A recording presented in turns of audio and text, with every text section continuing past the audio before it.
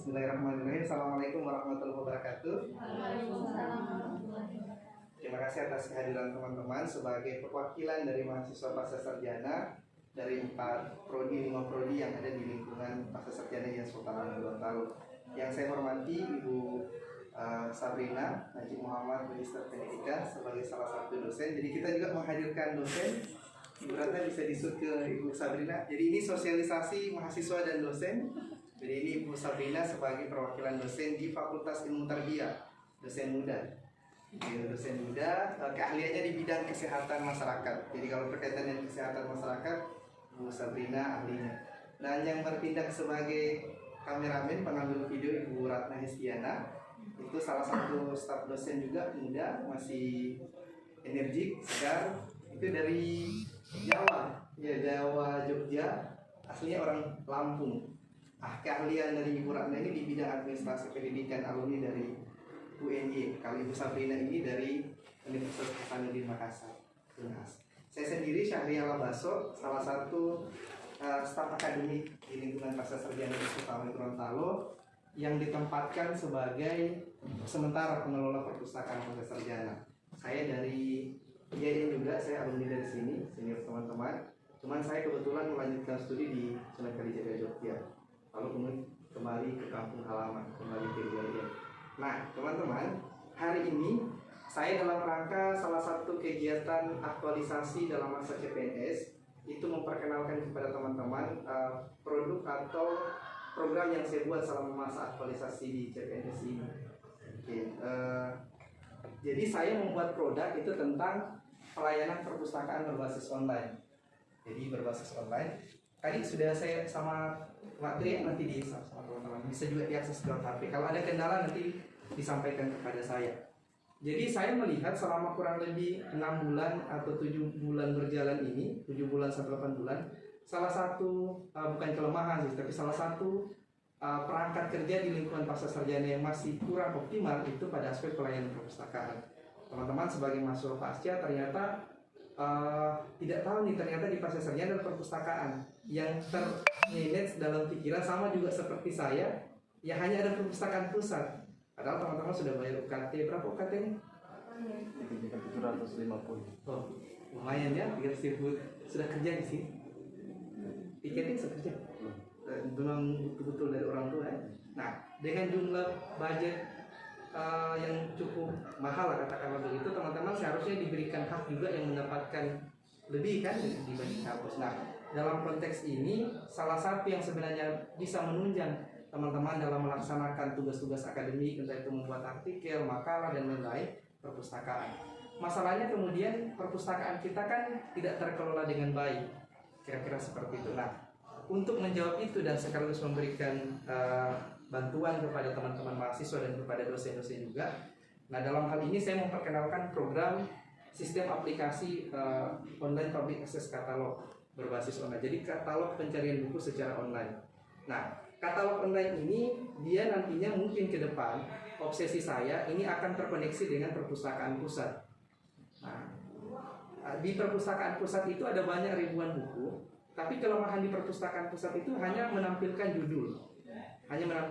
Dan masih belum bisa di tracking untuk menuju ke pencarian secara utuh, sehingga teman-teman bisa melacak buku-bukunya itu apa yang digunakan. Nah, di aplikasi yang saya buat ini teman-teman diuntungkan karena selain teman-teman bisa melacak buku-buku yang ada di sini, misalnya Mbak tiketnya sama namanya Rahmat. Rahmat ini membaca buku tentang pendidikan. Saya pendidikan multikultural, dicari, ternyata buku itu tidak ada di pinjamnya Mbak Tri. Mbak Tri cari tentang gender, ternyata di pinjamnya Nurul.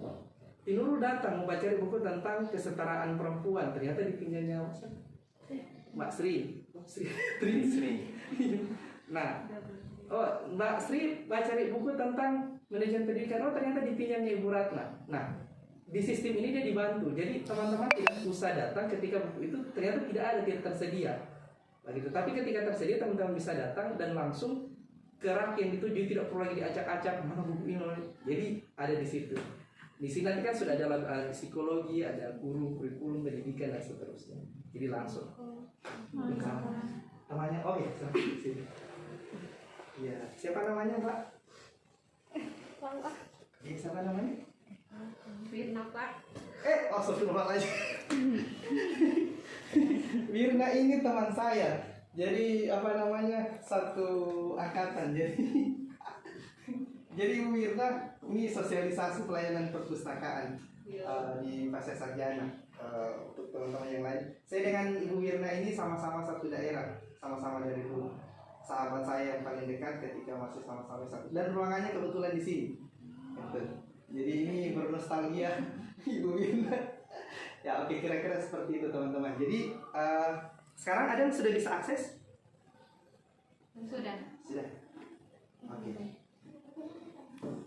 Nah, siapa tiketing coba tiketing atau siapa sudah buka dia punya aplikasi? Mak Nurul coba cari buku tentang Mak Nurul jurusan apa? Coba cari manajemen pendidikan. Coba cari. Di Ibu Wirna. Oh. Iya, oke.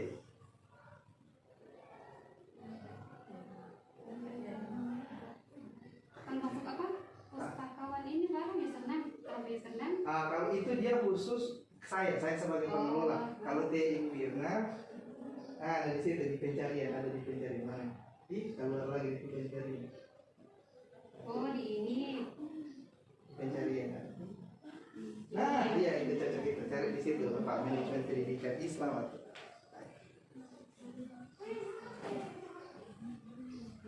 tapi Mbak Sri dengan tiketing ya.